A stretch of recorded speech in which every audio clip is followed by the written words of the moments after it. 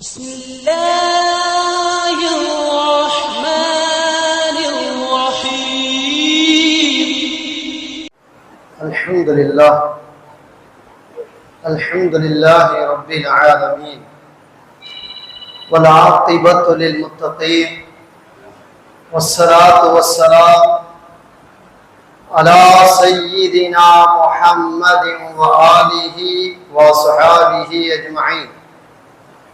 فقد قال الله تعالى في القرآن العظيم: والفجر وليال عشر والشفع والوتر. فقد قال رسول الله صلى الله عليه وسلم: ما من أيام عمل الصالح فيهن أحب إلى الله من هذه الأيام العشر. அளவற்ற அருளாளனும் நிகரற்ற அன்புடையனுமாகிய அல்லாஹ்வின் திருநாமம் கொண்டு ஆரம்பம் செய்கிறேன். வான் வையம் புகழ் அனைத்தும் ஏக வல்லோனாகிய வல்லோன் அல்லாஹு தஆலா ஒருவன் மீது மட்டுமே என்றென்றும் உரித்தாகட்டுமாக. நபிகள் பெருமானார் ஸல்லல்லாஹு அலைஹி வஸல்லம் அன்னார் மீதும் அன்னாரின் வழிவந்த உத்தம சத்திய சஹாபாக்கள், தாபிஈன்கள், தபஅ தாபிஈன்கள், நாதாக்கள், ஷுஹதாக்கள், அவுலியாக்கள், உலகத்தில் பிறந்த மூமினான முஸ்லிமான ஆண்கள் பெண்கள் அனைவர்கள் மீதும், குறிப்பாக நம் அனைவர்கள் மீதும் அல்லாஹ்வுடைய அன்பும் அருளும் என்றென்றும் குன்றாமல் குறையாமல் நிலவட்டுமாக.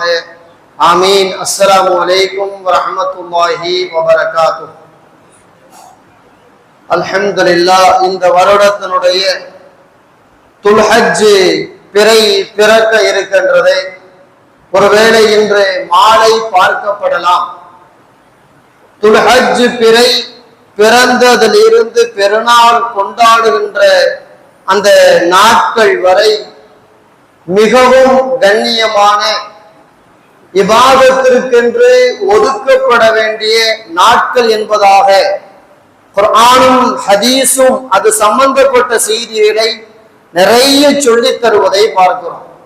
அல்லாஹு தஆலா அந்த குறிப்பிட்ட 10 நாட்கள் மிகவும் மகத்துவமான நாட்கள் என்பதை உணர்த்துவதற்கு அந்த நாட்களின் மீது அல்லாஹ் சத்தியமிட்டு இப்படி வசனங்களை பதிவு செய்திருக்கின்றான்.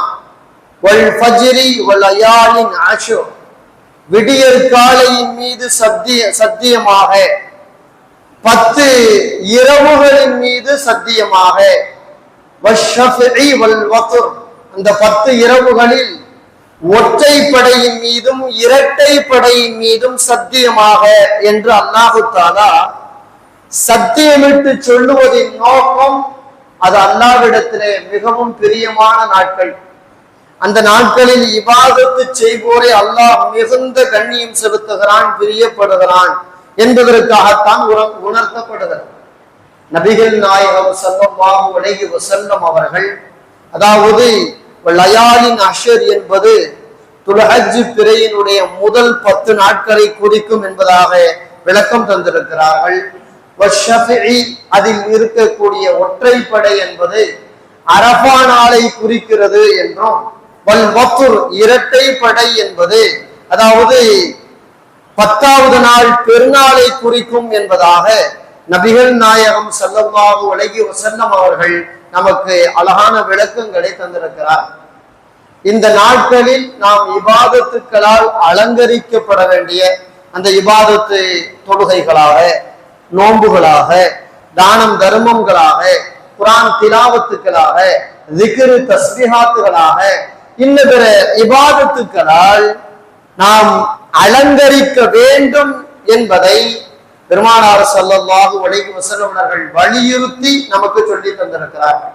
குறிப்பாக இந்த நாள்ல அல்லாஹ் தஆலா வேதங்களை எல்லாம் தந்திருக்கிறான். குர்ஆனில் அல்லாஹ் தஆலா இப்படி பதிவு செய்திருக்கின்றான்: வவாஅத்னா மூஸா 30 லைலத்தன். மூஸா அலைஹிஸ்ஸலாத்துக்கு வேதத்தை கொடுக்கிறதுக்கு முன்னாடி அல்லாஹ் தஆலா 30 நாள் தொடர்ந்து நோன்பு வச்சுவாங்கன்னு சொன்னான். அல்லாஹ் அதான் சொல்றான், 30 நாளை நோன்பு வைப்பதற்கு அவருக்கு நாம் வாக்கு தந்தோம். 30 நாள் நோன்பு வச்சுட்டு வாங்க, நீங்க வேதம் உங்களுக்கு கொடுக்கணும், நீங்க இறை தூதராக ஆக போறீங்க அப்படின்னு அல்லாஹ் சொன்னான். 30 நாள் மூசா அலைஹிஸ்ஸலாம் நோன்பு வச்சான். அடுத்து அல்லாஹ் சொன்னா 30 நாள் வச்சாச்சா, வச்சாச்சு, இன்னொரு 10 நாளையும் சேர்த்து வைங்கன்னு அல்லாஹ் சொன்னான். இப்னு அப்பாஸ் ரலியல்லாஹு அன்ஹு சொல்வார்கள், 30 நாளுங்கிறது சரி, அதென்ன இன்னும் கொஞ்சம் 10 நாள் சேர்த்து வையின்னு அல்லாஹ் சொன்னான். அந்த 10 நாளைக்கு என்ன விசேஷம் அப்படின்னு கேட்டா, அதுதான் துல்ஹஜ் மாதத்தினுடைய முதல் 10 நாட்கள். 30 நாள் நோன்பு வச்சுட்டீங்க, இந்த துல்ஹஜ் மாதத்தினுடைய 10 நாளையும் நோன்பு வச்சுட்டு வாங்க அப்படின்னு அல்லாஹ் தஆலா சொல்லி அந்த 30ஓடு சேர்த்து 40ஐயும் பூர்த்தியாக்கிய பிறகுதான் மூசா அலைஹிஸ்ஸலாம் அவர்களுக்கு அல்லாஹ் தஆலா தௌராத் என்ற வேதத்தை தந்தான். அப்ப தௌராத் வேதத்தை தர்றதுக்கு முன்னாடி அல்லாஹ் தஆலா 30 நோம்போடு சேர்த்து இந்த 10 நாளையும் நோன்பால் கண்ணியப்படுத்துங்கிறான். நோன்பால் கண்ணியப்படுத்துறது தான் அல்லாஹ்வுக்கு ரொம்ப ஒரு பிடித்தமான அமல் என்பதை இந்த வசனங்கள் மூலமாக நமக்கு செய்திகள் சொல்லப்பட்டிருக்கிறத பார்க்கலாம். புகாரியில இப்படி ஒரு நபி மொழி பதிவு செய்யப்பட்டிருக்கு. பெருமானார் ஸல்லல்லாஹு அலைஹி வஸல்லம் சொன்னாங்க, மாமின் ஐயாமின் அமல் ஸாலி ஃபீஹின்ன, இந்த குறிப்பிட்ட இந்த 10 நாள்ல செய்யற அமல் அல்லாஹ்வுக்கு ரொம்ப பிடிக்கும். வஹப்பு இலல்லாஹி மின் ஹாதில் ஐயாமில் அஷர், இந்த 10 நாள்ல செய்யற அமல் அல்லாஹ் ரொம்ப பிரியப்படுறான் அப்படின்னு சொன்னாங்க. அதாவது வசந்த அமல் அதுதான் அப்படின்னா. அப்போ சஹாபாக்கள் கேட்டாங்க, யா ரசூலுல்லாஹ், ரொம்ப வசந்த அமல் அந்த 10 நாள்ல செய்யற அமல்னு சொல்லிட்டீங்களே, அப்ப இந்த போருக்கு போறதை பத்தி என்ன நினைக்கிறீங்க? போருக்கு போறதுதானே வசந்த அமல், மார்க்கத்தை வளர்த்து எடுக்க, உசுர கொடுக்கறதுக்கு, பொருளை செலவழிச்சு பயணம் பண்ணி களத்தை போய் சந்திக்கிற போர்க்களத்தை, அப்ப அது வசந்தது இல்லையா அப்படின்னு கேட்டாங்க. அப்போ பெருமானார் ஸல்லல்லாஹு அலைஹி வஸல்லம் சொன்னாங்க, அது வசந்ததுதான். எது வரேன்னு கேட்டா, ஒருத்தர் காசு பணத்தை எடுத்துக்கிட்டு நேரா போருக்கு போறார், காசு பணத்தையும் செலவழிச்சா, மீண்டும் அவர் வீட்டுக்கு ரிட்டர்ன் வரல, அந்த களத்திலேயே ஷஹீதாக்கப்பட்டு கொலை செய்யப்பட்டு அவரு ஷஹீதாயிட்டாருன்னா அவர் இதை விட வசந்தவர், அவரு இதை விட வசந்தவர். மற்றபடி அதற்கு அடுத்த அந்தஸ்து இந்த 10 நாள்ல அமல் செய்யறாங்கல்ல அவங்களுக்கானது அப்படின்னு பெருமானார் ஸல்லல்லாஹு அலைஹி வஸல்லம் அவர்கள் சொல்லுகிறார்கள். என்றால் ஜிஹாதுக்கு அடுத்து உயிரை கொடுக்கக்கூடிய அந்த ஷஹீத் என்ற அந்தஸ்திற்கு அடுத்து ஒரு அமல் அல்லாஹ்வுக்கு ரொம்ப பிடிக்கும்னு கேட்டா, இந்த 10 நாள்ல செய்யற அமல் தான் அல்லாஹ்வுக்கு பிடிக்கும். இந்த 10 நாள்ல எந்த அமல வேண்டாம்னு செய்யலாம், இததான் செய்யணும் இததான் செய்யக்கூடாதுன்னு கிடையாது. நம்மளால என்ன முடியும், அந்த எல்லா அமலையும் இந்த 10 நாள்ல முடிஞ்ச வரைக்கும் தொடர்ந்து செய்ய ஆசைப்படும். சயீத் இப்னு ஸுரைர் ரலியல்லாஹு தஆலா அவங்க வரலாறு எப்படி பதிவு செய்யறாங்க, இந்த 10 நாள் வந்துருச்சுன்னு வைங்களேன், அளவு கடந்து சக்திக்கு மீறி தொழுவாங்க, நோன்பு வைப்பாங்க, குர்ஆன் திலாவத்து, திக்ரு, தஸ்பீஹாத்து, தானம், தர்மம் எல்லாம் செய்வாங்களாம். அளவுக்கு மீறி செய்வாங்களாம், சக்திக்கு மீறி செய்வாங்களாம். காரணம், இந்த 10 நாள் செய்யற அமல் அல்லாஹ்ட்ட பன்மடங்கான கூலி கிடைக்கும், எக்கச்சக்கமான கூலி கிடைக்கும். இந்த 10 நாள் ரமதான் மாதத்தை போல ரொம்ப உச்சகட்டமாக கண்ணியத்தோடு இந்த 10 நாளை கடத்தி போகணும், அவ்வளவு அவசியமான. முஹையித்தீன் அப்துல் காதர் ஜீலானி ரஹிமஹுல்லாஹ் தன்னுடைய குனியத்து தாலிபீன் அப்படிங்கிற நூல்ல இப்படி ஒரு செய்தியை பதிவு செஞ்சு சொல்றான். மன் அக்ரம ஹாதிஹில் அய்யாமில் அஷரா, இந்த 10 நாள் யாரு இபாதத்தால் கண்ணியப்படுத்துவாரோ, அக்ரமஹுல்லாஹு தஆலா பி அஷ்ரி கராமாத்தின், அல்லாஹ் தஆலா அவருக்கு 10 வகையான கண்ணியத்தை தந்துருவான். 10 வகையான கண்ணியத்தை அல்லாஹ் கொடுத்துருவான்.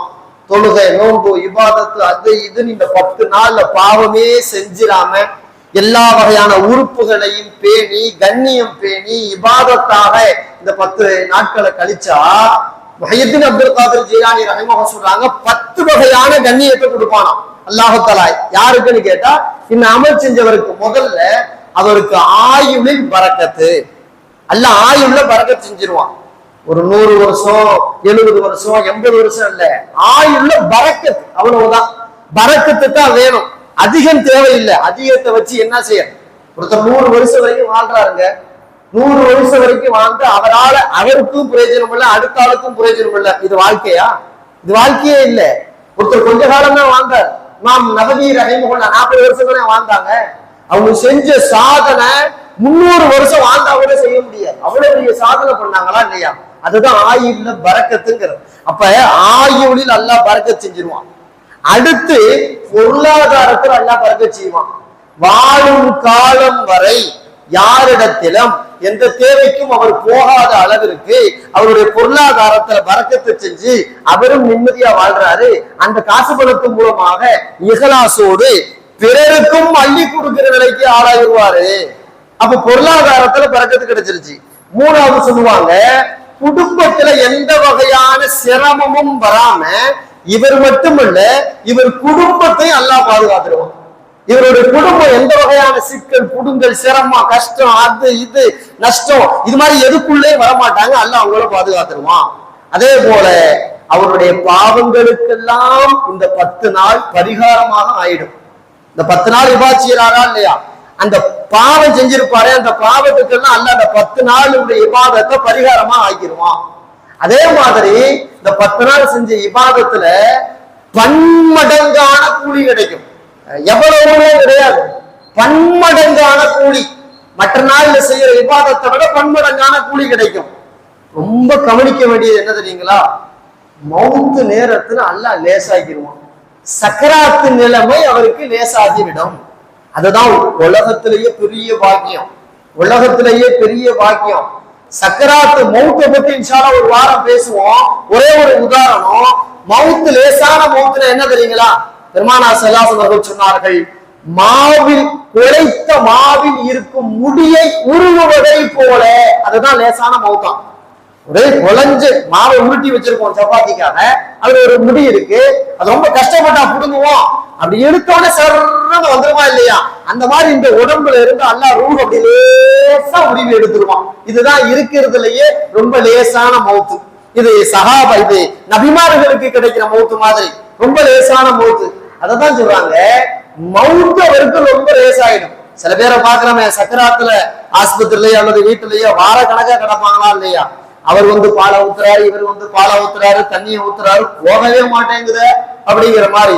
எப்படா இந்த கட்ட போகும்னு எதிர்பார்க்கிற அளவுக்கு வந்துருதா இல்லையா, அந்த ஒரு வார காலம் 10 நாள் மாச கணக்கா சில பேர் சக்கராத்திலே கிடக்குறாங்க. எவ்வளவு பெரிய அதாபம். அப்போ மௌத்து லேசாயிடும். அடுத்து சொல்றாங்க, கபரில் ஒளி வீசும். கபூர்ல வந்து நாம தனியா தான் படுக்க போறோம், எந்த வெளிச்சமும் அங்க கிடையாது. இந்த இபாதத்து வெளிச்சமாக மாறி அவருக்கு பிரகாசத்தை தரும் அப்படிங்கிறான். அடுத்து சொல்றாங்க, நாளைக்கு அல்லாஹ் தஆலா எல்லாத்தையும் கூப்பிட்டு அவன் வாழ்நாள் முழுக்க செஞ்ச நன்மை தீமை ரெண்டையும் எடை போடுவான். எது கனம் அப்படின்னு எடை போடுவான். அப்படி அல்லாஹ் தஆலா எடை போடும் பொழுது இவருடைய நன்மையின் தராசு அந்த தட்டு கனத்து போகும் அப்படிங்கிறான். அல்லாஹ் குர்ஆன்ல பல இடத்துல அப்படித்தானே சொல்றான், நன்மையின் தட்டு கனம் எடுந்தால் அவர் சொர்க்கவாதி. நன்மையின் தட்டு கனமாகும், தீமையின் தட்டு ஆயிரப்படாது. அதனால இந்த இபாதத்து செஞ்சா நன்மையின் தட்டு கனமாகும் அப்படிங்கிறாங்க. அடுத்து சொல்றாங்க, நரகத்திலிருந்து பாதுகாப்பு கிடைக்கும், அவருக்கு சொர்க்கம் கிடைக்கும். முடிஞ்சு வச்சு, அவ்வளவுதான். எல்லாமும் உள்ள வந்தாச்சு. உலகத்திலையும் நிம்மதியான வாழ்க்கை, மறுமையிலும் நிம்மதியான வாழ்க்கை, கம்ப்ளீட்டா எல்லாமே வந்தாச்சு அப்படிங்கிறத முஹையீன் அப்துல் காதிர் ஜீலானி ரஹிமஹுல்லாஹ் இந்த 10 நாளை கண்ணியப்படுத்துபவர்களுக்கானது என்று சொல்கிறார். இதை விட ஆச்சரியமான ஒரு செய்தியை வரலாற்றை எப்படி பதிவு செஞ்சு வச்சிருக்கிறான். சுஃபியானு சௌரி ரஹிமஹுல்லாஹ் மிகப்பெரிய ஹதீஸ் துறை நிபுணர், மிகப்பெரிய சட்ட மேதை. அவர் காலத்தை அவருக்கு நிகரானவர் இல்லையோ என்று சொல்லும் அளவிற்கு மிகவும் பிரசித்தி பெற்றவர் சுஃபியானு சௌரி ரஹிமஹுல்லாஹ். அவரே இப்படி ஒரு வாக்குமூலம் கொடுக்கிறார். தன்னுடைய வாழ்க்கையில் நடந்த சுவாரஸ்யமான செய்தியை சொல்றார். துல்ஹஜ் மாதத்துல ஒரு முறை பசராவுடைய கபிரிஸ்தானுக்கு ஜியாரத்துக்கு போனேன். கபிரிஸ்தானுக்கு ஜியாரத்துக்கு போனேன். ஜியாரத்துக்கு போன நேரம் இரவு நேரம், மகரிபுக்கு பிறகு போனேங்கிறான். மகரிபுக்கு பிறகு இந்த ஜியாரத்துக்கு போகணும்னு எண்ணம் வந்துச்சு. அந்த கபிரிஸ்தானுக்கு ஜியாரத்துக்கு போனேன். பல்லாயிரக்கணக்கான மக்கள் அடக்கம் செய்யப்பட்ட பெரிய கபிரிஸ்தான் மன்னரை அது. ஒரே ஒரு கபிரிஸ்தான்ல இருந்து மட்டும் நான் ஆச்சரியப்பட்டு மெய் சிலிர்த்து அப்படியே அசையாம நிக்கிற அளவுக்கு பிரகாசமா, வெளியே பிரகாசமா அது தெரியுது. வெளியே அப்படியே ஒளி வீசு இந்த கபர். அப்படி ஒரு கபர் ஒளி வீசுது. என்ன இந்த மனுஷன் அமல் செஞ்சாரு, இவ்வளவு பிரகாசமா கபருக்கு வெளியே வரைக்கும் வருது, இந்த ஒளி வீசுது அப்படின்னு நினைச்சு மெய் செலுத்து போட்டு என்னையே நான் மறந்து அப்படியே நிக்கிறேன். என் காதுகளில் ஒரு அசரீரி சப்தம் கேட்கிறது, அதை நான் உணர்கிறேன். எந்த அளவுக்கு என்றால், என்ன சுஃபியான் ரொம்ப ஆச்சரியப்பட்டு நிக்கிற மாதிரி இருக்கு. அந்த கபரை பார்த்துட்டானா, அந்த கபராளி யாரு தெரியுமா? துல்ஹஜ் பிறை முதல் 10 நாட்களில் நோன்பு வைத்தாரே. நோன்பு வைத்தாரா இல்லையா? அவருக்காக அல்லாஹ் கொடுத்த அன்பளிப்பு, விரும்பினால் நீங்கள் மேற்கொள்ளலாம் அப்படின்னு ஒரு சப்தம் வந்துச்சு அப்படின்னு சொல்லி சுஃபியானுல் சௌரி ரஹிமஹுல்லாஹ் சொல்லுகிறார்கள். என்றால் அந்த 10 நாளுடைய அமலுடைய வீரியம் எவ்வளவு எவ்வளவு வீரியமான அமலு யோசிக்கணுமா இல்லையா? பெருமானார் ஸல்லல்லாஹு அலைஹி வஸல்லம் அவர்கள் இந்த 10 நாள் வைக்கிற நோன்பை பத்தி அளவீடு சொல்றாங்க. அந்த 10 நாள்களில் ஒவ்வொரு நாளும் வைக்கிற ஒவ்வொரு நோன்பும் ஒரு வருடம் நோன்பு வைத்து கூலி உண்டு. ஒரு நாள் வச்சா ஹஜ் மாதத்தினுடைய முதல் 10 நாள்ல ஒரு நாள் நோன்பு வச்சா ஒரு வருடம் நோன்பு வச்ச கூலி. அப்ப 9 நாள் இருக்கா இல்லையா? 10வது நாள் பெருநாள் நோன்பு வைக்க கூடாது, ஹராமு. இது 9 நாள் இருக்கு. 9 நாளும் நோன்பு வச்சா 9 வருடம் நோன்பு வைத்து கூலி. பெருமானார் ஸல்லல்லாஹு அலைஹி வஸல்லம் சொல்கிறார்கள், நூல் திருமீதியிலே இந்த செய்திகள் எல்லாம் பதிவு செய்யப்பட்டது. அதனாலதான் பெருமானார் ஸல்லல்லாஹு அலைஹி வஸல்லம் வாழ்நாள்ல விடாத சில நோன்புகள் உண்டு. 3 வகையான நோன்பை சஹாபாக்கள் சொல்றாங்க. அபூதாவுது, நசாயி, அகமது எல்லா நூலையும் பதிவு செஞ்சிருக்காங்க. 3 வகையான நோன்பை வாழ்நாள்ல ரசூலுல்லாஹ் விட்டதே கிடையாது, விடவே மாட்டாங்க.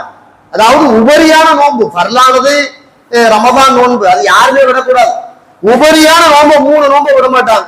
அதுல என்னன்னு கேட்டா, முஹர்ரத்தினுடைய நோன்பு, முஹர்ரம் நாள்ல வைக்கிறோமா இல்லையா, 10வது நாள், அந்த நோன்பு ரசூலுல்லாஹ் வாழ்நாள்ல விட்டதே கிடையாது, அது விட்டதே கிடையாது. அதுக்கு அடுத்து மாசத்துல 3 நாள் நோன்பு வைக்கிறோமா இல்லையா, பிறை 13, பிறை 14, பிறை 15. சில பேர் மாதம் நோன்பு வைக்கிறவங்களுக்கு தெரியும். இந்த 3 நாள் சுன்னத்தான நோன்பு வைக்கலாம், ரசூலுல்லாஹ் விட்டதே கிடையாது வாழ்நாள்ல. ஒவ்வொரு மாசமும் 3 நாள் நோன்பு வச்சிருவாங்க. அதுக்கு அடுத்து துல்ஹஜ் பிறை பிறந்ததிலிருந்து நோன்பு பெருநாள் வரைக்கும், அதாவது 10வது நாள் வரைக்கும், அதாவது 9 நாள் நோன்ப ரசூலுல்லாஹ் வாழ்நாள்ல விட்டதே கிடையாது, வாழ்நாள்ல விட்டதே கிடையாது. சஹாபாக்கள் பல பேர் அப்படிதான் இருந்திருக்கிறாங்க. அதனாலதான் 10 நாள் நோன்பு வைக்கிறது, அதாவது 9 நாள் நோன்பு வைக்கிறது இபாதத்துக்கள்லயே ரொம்ப ஏற்றமான நாள். முடிஞ்சா இந்த 9 நாள்ல ஒரு குர்ஆனை முடிச்சிடறது, முடிஞ்சா அந்த 9 நாள்ல ஏதேனும் தானம் தர்மங்கள் செய்ய ஆசைப்படுறது, முடிந்தா அந்த 9 நாள்கள்ல அதிகமான நேரங்களை பள்ளிவாசலில் இபாதத்திற்காக கொடுக்கிறது, நிறைய திக்ர் தஸ்பீஹாத் செய்யறது, நிறைய நஃபிலான இபாதத்துக்கள் செய்யறது. இந்த 10 நாள்ல இன்னும் சொல்ல போனா இவ்வளவு நன்மை இருக்கான்னு முடிவு பார்த்தனா, வாழ்நாள எவ்வளவோ விஷயத்துக்கு லீவு போடுறோமே, இபாதத்துக்குன்னு ஒரு 9 நாள் லீவ் போட்டா கூட தப்பு கிடையாது. ஏன்னா அவ்வளவு நன்மை அல்லாஹ் அதுக்குள்ள வச்சிருக்கிறான், அவ்வளவு சிறப்பு அல்லாஹ்வுத்தாலா அந்த இபாதத்துக்குள்ள அந்த 10 நாள் அந்த 9 நாள் வைக்கிற நோம்புக்குள்ள வச்சிருக்கிறான். அதனால இந்த 9 நாளும் ரொம்ப கண்ணியப்படுத்தணும் மார்க்கம் சொல்லுது. அடுத்த கட்டமா சொல்லுது, இந்த 9 நாள்ல ஒவ்வொரு இபாதத்துக்கும் பன்மடங்கான கூலி கிடைக்கும். அதே மாதிரி இந்த 9 நாள்ல இந்த 10 நாள்ல பாவம் செஞ்சாலும் பன்மடங்கான பாவத்தை அல்லாஹ் எழுதி போடுவான். அதான் அங்க கவனிக்கணும். பாவம் செய்யாம நம்மளை இந்த குறிப்பிட்ட நாள்ல பாதுகாக்கணும், அது ரொம்ப அவசியம். எந்த பாவம் இந்த நாட்களில் நாம் செய்து விடாதவாறு நம்மை தற்காத்துக் கொள்வது ஒரு வகையான புத்திசாலித்தனம். இபாதத்து செய்யணும், பாவம் செய்யாமலும் இருக்கணும். குறிப்பா 10 நாள் 9 நாள் கஷ்டமுங்க, முடியாதுங்க, பிசினஸ் அப்படி, வேலை அப்படி, அப்படி இப்படின்னு சொன்னாலுமே கூட இந்த 9வது நாள்லயாவது ரொம்ப கண்ணியமாக இபாதத்து செஞ்சிடணும். அதையும் நம்ம தவற விட்டோம்னா அப்புறம் நம்ம வாழ்நாள்ல ஒரு முஸ்லீம்னு சொல்லிக்கிறது கூட அர்த்தம் இல்லாம போயிடும். இப்படி ஒரு செய்தி பதிவு செஞ்சிருக்கிறாங்க. நாம் அஹமது அவர்கள் தன் நூலில் முஸ்னத் அஹமது, இப்னு குஸைமா, தபரானி, பைஹகி, அத்-தர்கீப் வத்-தர்ஹீப் எல்லா நூல்ல இப்படி ஒரு செய்தி பதிவு செய்யப்பட்டிருக்கு. அரஃபாவுடைய தினம் பெருமானார் ஸல்லல்லாஹு அலைஹி வஸல்லம் அவங்க ஒட்டகத்துக்கு பின்னாடி, அவங்க வாகனத்துக்கு பின்னாடி ஒரு வாலிபரை உட்கார வச்சிருந்தாங்க. அப்ப அந்த பையன் அந்த ஒட்டகம் போய்கிட்டே இருக்கு. ஒரு ஒரு அழகான பெண் வந்து மசாயில் சட்டம் கேட்கிறாங்க, ஹஜ்ஜ பத்தி ஒரு சட்டம் கேட்கிறாங்க. ரசூலுல்லாஹ் சொல்லிக்கிட்டு இருக்கிறாங்க. இந்த பின்னாடி இருந்த வாலிபர் அந்த பிள்ளை அழகா இருக்கிறதுனால இப்படி எட்டி எட்டி பாக்குறாரு. ரசூலுல்லாஹ் முன்னாடி இருக்காங்க, ஒரு எட்டி எட்டி கழுத்தை மட்டும் முன்னாடி விட்டு விட்டு எட்டி எட்டி பாக்குறாரு. அதாவது நம்ம மொழியில சொல்றதா இருந்தா சைட் அடிக்க ஆரம்பிச்சிட்டாருன்னு அர்த்தம். அப்படி அழகான பிள்ளையாச்சுன்னு பாத்துக்கிட்டே இருக்கார். ரசூலுல்லாஹ்வுக்கு இது தெரிஞ்சு போச்சு. அப்பதான் சொன்னாங்க, இப்னு அஹி, என் சகோதரின் மகனே, இன்னஹாதா யௌமுன், இந்த குறிப்பிட்ட இந்த நாட்களில் மன் மலக ஃபீஹி ஸமஅஹு வ பஸரஹு வ லிஸானஹு வ குஃபிர லஹு, உன்னுடைய 10 நாள்ல இந்த காதை பாதுகாத்துக் கொள்ளுதல், கண்களை பாதுகாத்துக் கொள்ளுதல், நாவுகளை பாதுகாத்துக் கொள்ளுதல், இந்த 3 பாதுகாப்பை இந்த 10 நாள்ல செஞ்சு நீ கண்ணியப்படுத்திட்டா குஃபிர லஹு, உன்னுடைய எல்லா பாவத்தையும் எல்லாம் மன்னிச்சிருவான். இந்த குறிப்பிட்ட நாள்ல, குறிப்பா 9வது நாள்ல உச்சகட்டமாக பேணுதல் வேணும் அப்படிங்கறத பெருமானார் ஸல்லல்லாஹு அலைஹி வஸல்லம் சொல்றாங்க. இந்த 10வது அந்த 9வது நாள்ல அரஃபா தினத்துல ரொம்ப கண்ணியமாக இபாதத்தாக நோன்பு வச்சு குர்ஆன் ஓதி தர்மங்கள் பண்ணி விக்ர் தஸ்பீஹ் ஓதி கண்ணியத்தை பேணினா இப்படி ஒரு ஹதீஸ் வருது, அதாவது மின் அரஃபத இலா அரஃபா, அந்த ஒரு நாள் கண்ணியப்படுத்தி நோன்பு வச்சுட்டா இந்த அரஃபா தினத்துல இருந்து அடுத்த அரஃபா தினம் வரைக்கும் செஞ்சு அல்லாஹ் எல்லா பாவத்தையும் அல்லாஹ் மன்னிச்சிருவான். அடுத்து வரும் ஒரு அரஃபா தினத்துல இன்னொரு அரஃபா, மொத்த பாவத்தையும் எல்லாம் மன்னிச்சிருவான் அப்படிங்கிறத பெருமானார் ஸல்லல்லாஹு அலைஹி வஸல்லம் அவர்கள் சொல்கிறார்கள். அதனால அரஃபா தினம் ரொம்பவும் கவனமா இருக்கணும், நாமளும் கவனமா இருக்கணும், நம்முடைய மனைவி, மக்கள், சுற்றத்தார்கள், நண்பர்கள் எல்லோரையும் கவனமாக இருக்க சொல்லும்படியாக ஏவணும். குறிப்பிட்ட நாள் சொல்ல போனா அல்லாஹு தஆலா முக்கியமான வசனம் இறக்குனது அந்த தினத்துலதான். அல் யௌம அக்மல்து லகும் தீனகும், உங்களுடைய மார்க்கத்தை நான் பூர்த்தியாக்கி விட்டேன் அப்படின்னு ஒரு வசனத்தை அல்லாஹ் குர்ஆன்ல இறக்கணும். அதாவது இனிமே உங்களுக்கு மார்க்கத்தை சொல்லணுங்கிற அவசியம் இல்ல, உங்களுக்கு மொத்தமும் சொல்லி முடிச்சாச்சுன்னு அல்லாஹ் இஸ்லாமிய மார்க்கம் பூர்த்தி செய்யப்பட்டது அப்படின்னு சுப செய்தி சொன்னது அரஃபா தினத்துல தானே. அரஃபா தினத்துல தான் அல்லாஹ் அந்த அந்த செய்தியை சொல்லி தர்றான். புகாரில இப்படி ஒரு ஹதீஸ் வருது, ஒரு யூதர் வந்தார் ஜனாதிபதி உமர் ரலியல்லாஹு, உங்க குர்ஆன்ல ஒரு வசனம் இருக்குது, அந்த வசனம் மட்டும் எங்களுக்கு தௌராத்ல கிடைச்சிருச்சுன்னா அதை நாங்க பெருநாளா கொண்டாடுவோம் அப்படின்றார். நீ என்ன வசனத்தை சொல்ல வரேன்னு எனக்கு தெரியும்பா, அந்த வசனம் எங்க இறங்குச்சு, எந்த சூழல்ல இறங்குச்சுங்கிற வரைக்கும் எனக்கு தெரியும், நீ எங்களுக்கு சொல்லணுங்கிற அவசியம் இல்லை அப்படின்னு சொல்லிட்டு சொன்னாங்க. அரஃபா தினத்துல மகரிபுக்கு, அதாவது அசருக்கு பிறகு ரசூலுல்லாஹ் அரஃபாவுடைய மைதானத்துல நிற்கும் பொழுது இந்த வசனம் இறங்குச்சு. அதனால ஹாஜிகளுக்கு இப்பயும் பெருநாள் எப்பங்க, அரஃபா அன்னைக்கு தான் பெருநாள். அப்பதான் ஊரலிகள் சொல்றாங்க, நீ பெருநாளை கொண்டாடுவோம் தானே சொல்ற, ஆல்ரெடி நாங்க கொண்டாடிட்டே இருக்கிறோம், அன்னைக்கு எங்களுக்கு பெருநாள் தான், அன்னைக்கு எங்களுக்கு விசேஷமான நாள் தான், அந்த தினத்தை நினைத்து நாங்கள் கண்ணியப்படுத்துகிறோம், கண்ணியமாக கருதுகிறோம், நீ எல்லாம் சொல்லணுங்கிற அவசியம் இல்லப்பா அப்படின்னு ஊரலினான அந்த யூதருக்கு பார்த்து சொன்னாங்கிற செய்தி புகாரியில நபிமொழி பதிவு செய்யப்பட்டிருக்க. அந்த அரஃபாவுடைய தினம் ரொம்பவும் கண்ணியமாக பின்பற்றப்பட வேண்டிய நாள். குறிப்பா பிறந்ததிலிருந்தே கண்ணியத்துக்கு வந்துருச்சு, பாவம் செய்யக்கூடாது, நன்மைகளை செய்யணும், உச்சகட்டமான மரியாதை அரஃபா தினத்துல கொடுத்தாலும். அரஃபா தினத்துல கேட்கிற எல்லா துவாவும் கபூலாம், நீங்க எந்த துவா கேட்டாலும் கபூலாம். அரஃபாவுடைய தினங்கள்ல நீங்க எந்த இபாதத்து செஞ்சாலும் அல்லாஹ் அந்த இபாதத்துக்கு ஒரு வகையான கண்ணியத்தை தருவான். ரொம்ப பேணுதலாக இருக்கணும் அப்படிங்கறதுதான் சொல்லி தர்றாங்க. அப்ப அரஃபாவுடைய நோன்பை பத்தி, அரஃபா அன்னைக்கு வைக்கிற நோன்பை பத்தி முஸ்லிம்ல திர்மிதியில இப்படி ஒரு நபிமொழி பதிவு செய்யப்படுறது. சியாமு யௌமுல் அரஃபா, அரஃபா நாள் வைக்கிற நோன்பு, இன்னி அஹ்தஸிபு அலல்லாஹி அய்யுகஃபிர ஸனத்தல்லதி கப்லஹு வ ஸனத்தல்லதி பஅதஹு.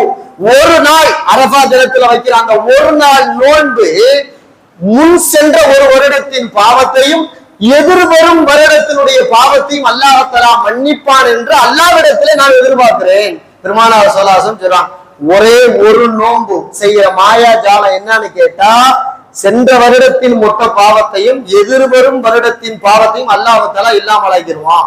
அதெல்லாம் சின்ன பாவத்தை அல்லாம ஆக்கிடுவான். இன்னொரு செய்தியை சொல்றாங்க இந்த ஹதீஸுக்கு கீழால, அரஃபா நோன்பு சரியா வச்சு வர்றவங்களுக்கான சுப செய்தி என்ன தெரியுங்களா, அடுத்த அரஃபா வரைக்கும் பெரும்பாவம் செய்யாம அல்லாஹ் பாதுகாப்பான். பாவம் செய்யாம அல்லாஹ் பாதுகாப்பானே, யோசிக்கணுமா இல்லையா? அல்லாஹ் நினைச்சா மட்டும்தான் பாவத்தை விட்டு நம்ம விலகவும் முடியும், நல்லதை செய்யவும் முடியும். ஆனா இந்த அரஃபா நோன்பு இதையெல்லாம் செய்யுது, அல்லாஹ் செய்ய வைக்கிறான் அப்படிங்கிறத பெருமானார் ஸல்லல்லாஹு அலைஹி வஸல்லம் நபிமொழியினுடைய விரிவுரையாளர்கள் இதெல்லாம் விளக்கமா சொல்றாங்களே. ஆயிஷா அம்மா ஒரு நேரத்துல அரஃபா நோன்பு வச்சிருந்தாங்க.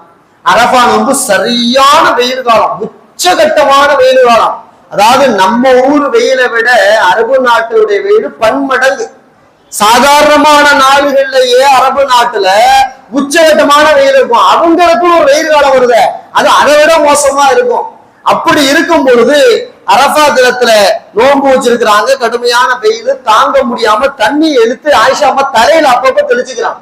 சூடு தாங்க முடியல, அப்பப்ப தலையில தண்ணியை தெளிச்சுக்கிறான். ஒருத்தர் வந்து பார்த்தாரு, இவ்வளவு சிரமப்பட்டு இந்த நோன்பு வைக்கணுமா நீங்க அப்படின்றாரு. இவ்வளவு சிரமப்பட்டு இந்த ஒரு நோன்பு வைக்க இவ்வளவு கஷ்டப்படணுமான்னு கேட்டார். அப்பதான் ஆயிஷா அம்மா சொல்றாங்க, என்னப்பா சாதாரணமா சொல்லிட்ட, அதாவது ஒரு வருடத்திலே முன் பின் செய்த பாவத்தினாலாம் மன்னிக்கிறான்னு கேட்டா இதை விட பாக்கியம் என்ன கிடக்கு? இதை விட கஷ்டமா இருந்தாலும் இந்த நோன்பை நான் வைப்பேன், அரஃபா நோன்பை நான் விட மாட்டேன், அரஃபா நோன்பை நான் விடாம வச்சுக்கிட்டே வருவேன் அப்படிங்கிறத ஆயிஷா அம்மாவே சொல்றாங்களே. ஆயிஷா அம்மாவே சொல்றாங்க. அப்ப அரஃபா தினத்துல முடிந்த வரை நாம எல்லாரும் நோன்பு இருக்க முயற்சி பண்ணணும். எல்லாரும் நோன்பு இருக்க குறிப்பிட்ட இந்த 10 நாட்களில் எல்லா அமலையும் முடிஞ்ச வரைக்கும் செய்யணும். உபரியான தொழுகை, உபரியான நோன்பு, தானம், தர்மம் எல்லாம் கம்ப்ளீட்டா முடிஞ்சா ஒரு முழு குரானை ஓதுறது எல்லாமே செஞ்சு முடிக்கணும். பெருநாளைக்கு நாம இந்த ரமலானுடைய காலத்துல எவ்வளவோ பேருக்கு தானம் கொடுத்திருப்போமா இல்லையா? அந்த தானம் தர்மத்தினுடைய ஒரு பகுதி இந்த 10 நாட்களில் கொடுக்கப்பட வேண்டும். குறிப்பா அரஃபா தினத்துல கொடுக்கணும். அரஃபா தினத்துல ஏழை மக்களுக்கு புது ஆடை கொடுக்கிறது, அரிசி ஏதேனும் மளிகை ஜாமான்கள் ஏதேனும் வாங்கி கொடுக்கிறது, அல்லது பள்ளிவாசல்களுக்கு, மதரசாக்களுக்கு, அனாதைகளுக்கு ஏதேனும் அந்த குறிப்பிட்ட தினத்துல ஏதேனும் தானங்களாக தர்மங்களாக அள்ளித்தரதை, வசதி இருப்பவர்கள், வசதி இல்லாதவர்கள் குரானை முடிஞ்ச வரைக்கும் நிறைய ஓதுறது. குரானும் எனக்கு ஓத தெரியாது, அப்ப நிறைய விக்கிர தஸ்பீஹாத்தை செய்யறது. இது எல்லாம் இந்த அமல்களாக செய்யணும். பெருமானார் ஸல்லல்லாஹு அலைஹி வஸல்லம் எல்லாத்தையும் சொல்லிட்டாங்க. இந்த 10 நாள் வந்துருச்சுன்னா நீங்க என்ன செய்யணும்? அதாவது காசு பணம் இருக்கிறவரு, உடம்புல தெம்பு இருக்கிறவரு அந்தந்த இபாதத் செய்வாங்க. நோம்பும் வைக்க முடியாது, காசு பணமும் இல்ல, அவங்களுக்கு என்ன அமல்? ரசூல் எப்படி சொன்னாங்க?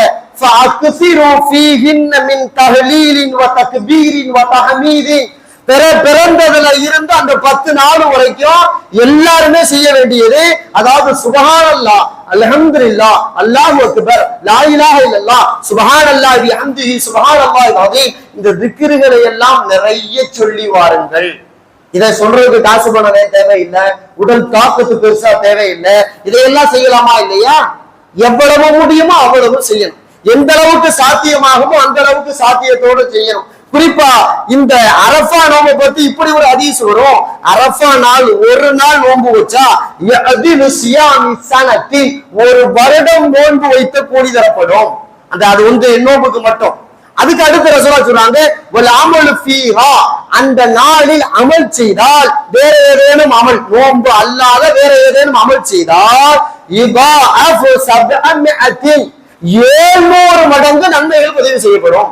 700 மடங்கு, 700 மடங்கு.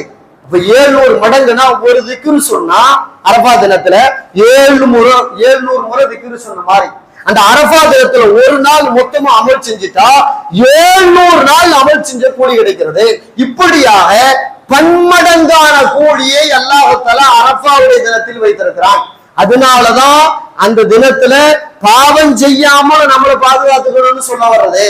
பாவம் செஞ்சாலும் மோசமான நிலைப்பாடு, நன்மை செய்ய அதிகமாக ஆசைப்படணும், விக்கிர தஸ்பீஹாத் செய்ய ஆசைப்படணும். இந்த 10 நாள்ல கண்ணியப்படுத்தணும்னு சொல்றதுக்காக ரசூலுல்லாஹ் இப்படியே சொல்லிட்டாங்க. யாரையும் குர்பானி கொடுக்க முடிவு பண்ணிட்டீங்களா, அந்த பிறந்ததுல இருந்து நீங்க குர்பானி கொடுக்கிற வரைக்கும் நீங்க நகம் முடி எதையும் நீங்க கிடையாதீங்க. இதெல்லாம் ஏன் சொல்றாங்கன்னு கேட்டா, இந்த 10 நாளையும் நீ இபாதத்துல அலங்கரிக்கணும், இபாதத்துல அலங்கரிக்கணும். மற்றபடி வேற எந்த கவனமும் உனக்கு போகக்கூடாது. உடலை பேணுறதுக்கு மற்ற காலத்துக்கு, இந்த நேரத்துல ரொம்ப எல்லாம் மேக்கப் பண்ணிக்கிட்டு தெரியாத, அது இதெல்லாம் பண்ணாத, இபாதத்துல நீ உன்னை அலங்கரிச்சுக்க, ரொம்ப அதிகமா கவனம் செலுத்து. அதெல்லாம் சொல்றது நோக்குமே பாவம் செய்யாம தடுத்துக்குங்கிறது தான். அப்ப இந்த 10 நாளும் அமல் செய்யணும். முடிஞ்ச வரைக்கும் 10 நாள், அதாவது இந்த 9 நாளும் நோன்பு வைக்கலாம். நம்முடைய முன்னோர்கள் பல பேர் பிறந்ததுல இருந்து அரஃபா நாள் வரைக்கும் 9 நாளும் நோன்பு வச்சிருவாங்க. எதுக்கு 9 நாள் நோன்பு வச்சுட்டா பிரச்சனை இல்லைல்ல. 9 நாள் நோன்பு வச்சுட்டா பள்ளிக்கு அதிகமா போவோம், தொழுக வணக்கத்துல அதிகமா ஈடுபடுவோம், தானம் தர்மத்தினுடைய சிந்தனை வந்துடும். பொதுவா நோன்பு வச்சுட்டா ஷைத்தான் பக்கத்துல பெரும்பாலும் வரமாட்டான். முடிஞ்ச வரைக்கும் அவன் கொஞ்சம் தள்ளி இருக்கவே முயற்சி பண்ணுவான். அப்ப இந்த 9 நாள் நோன்பு வைக்கிறது மிகவும் ஏற்றமானது. முடியாதவர்கள் 10வது அந்த 9வது நாள் அரஃபா அன்னைக்காவது நோன்பு வச்சிடும். அந்த அரஃபா அன்னைக்காவது நாம நோன்பு வச்சு மிக சிறப்பு. குறிப்பா அரஃபா நாள்ல நிறைய துவா செய்யும், எக்கச்சக்கமாக துவா செய்யும். எந்த அளவுக்கு வலியுறுத்தி சொல்லப்படுதுன்னா, பெருமானார் ஸல்லல்லாஹு அலைஹி வஸல்லம் அரஃபா தினத்துல முஸல்லாவுல தக்பீர் கட்டிட்டாங்க. தக்பீர் கட்டின பிறகு ஒரு நாய் குறுக்க வருது. ரசூலுல்லாஹ் முடிஞ்ச வரைக்கும் அதை விரட்டி விடுறதுக்கு முயற்சி பண்றாங்க. ஆனா அது குறுக்க வருது. கொஞ்ச நேரம் கழிச்சு பார்த்தா ரசூலுல்லாஹ் தொழுக முடிச்சுட்டு இப்படி பாக்குறாங்க, எங்க அந்த நாய் அப்படிங்கிற மாதிரி பாக்குறாங்க. அந்த நாய் செத்து கிடந்துச்சு. அந்த நாய் செத்து கிடக்குது. ரசூலுல்லாஹ்க்கு விளங்கி போச்சு. சஹாபாக்களை கூப்பிட்டு சொன்னாங்க, எப்ப அந்த நாய்க்கு எதிராக யாருப்பா பத்துவா பண்ணுதுன்னு கேட்டாங்க. அப்போ ஒரு தோழர் எந்திரிச்சாரு, இல்ல யார சொன்னா உங்களுக்கு குறுக்க வந்து உங்களுக்கு தொந்தரவு செய்து தொழுகைய இறைவா இந்த நாயை இல்லாமல் ஆக்கிறது ஒரு துவா செஞ்சுட்டேன். அப்பதான் ரசூலுல்லாஹ் சொன்னாங்க, ஏப்பா நாய்க்கு எதிராக இப்படியா துவா செய்யறது? யாருக்கு எதிராக கேட்டாலும் நாய் போயிடும், அது நல்ல விதமாக அமைய பெற்றிருந்தால். அப்பதான் ரசூலுல்லாஹ் சொன்னாங்க, அரஃபா தினத்துல நீ எதை கேட்டாலும் அல்லாஹ் கபூல் செய்வான், எதை கேட்டாலும் அல்லாஹ் கபூல் செய்வான். அதனாலதான் துவாவை நிறைய கேளுன்னு சொல்லி கொடுக்குறான். அதுவும் குறிப்பாக அரஃபாவுடைய அசருக்கு பிறகு கேட்கிறதோ அதை விட வீரியமானது, அதை விட ரொம்ப வீரியமானது. பெருமானார் ஸல்லல்லாஹு அலைஹி வஸல்லம் ஆயிஷா மாட்ட சொன்னாங்க, அரஃபா அன்னைக்கு இபாதத்து செஞ்சவங்களுக்கு சொர்க்கத்துல முத்து, மரகதம், மாணிக்கம் இந்த 3 அந்த ஆபரணங்களால் ஒரு தனிப்பட்ட சொர்க்கத்தை அல்லாஹ் தயார் செய்வான். இந்த 3 ஆபரணங்களால் தனிப்பட்ட சொர்க்கத்தை செஞ்சு அரஃபா தினத்தை அலங்கரித்தவர்களுக்கானது அப்படின்னு அல்லாஹ் இங்க பதிவு செஞ்சு தரான். அலங்கரித்தால் அப்படி ஒரு பதிவேடு உண்டு.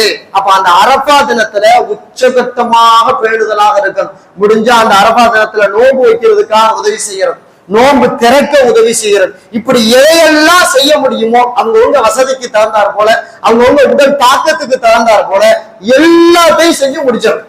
அதே போல நாம ரொம்ப கவனம் இல்லாம இருக்கிற ஒண்ணு, வாஜிபான ஒரு விஷயத்துல நம்மளோட கவனமே வரமாட்டோம். அரஃபா தினத்தினுடைய சுபுகுல இருந்து சுமார் 23 வக்து தக்பீர் சொல்லியே ஆகணும். சொல்றது வாஜிபு, சொல்லலன்னா ஏன்டா சொல்லுற அல்லாஹ் நம்மளை கேட்பான் கேள்வி. இமாம் ஜமாத்தா தொழுதாலும் சரி, நீங்க தனியா தொழுதாலும் சரி, நீங்க உள்ளூர்ல இருந்தாலும் சரி, வெளியூர் பயணத்துல இருந்தாலும் சரி, எப்படி இருந்தாலும் ஃபர்து தொழுகைக்கு பிறகு நீங்க திக்ர் அந்த அந்த அந்த தஸ்பீஹை சொல்லி ஆகணும். அந்த தஸ்பீஹ் ரொம்ப பெருசு ஒண்ணும் கிடையாது, நமக்கு அடிக்கடி பழகி போன ஒண்ணுதான். அல்லாஹ் அக்பர், அல்லாஹ் அக்பர், லா இலாஹ இல்லல்லாஹ், அல்லாஹ் அக்பர், அல்லாஹ் அக்பர், வலில்லாஹில் ஹம்து, அவ்வளவுதான் முடிஞ்சு.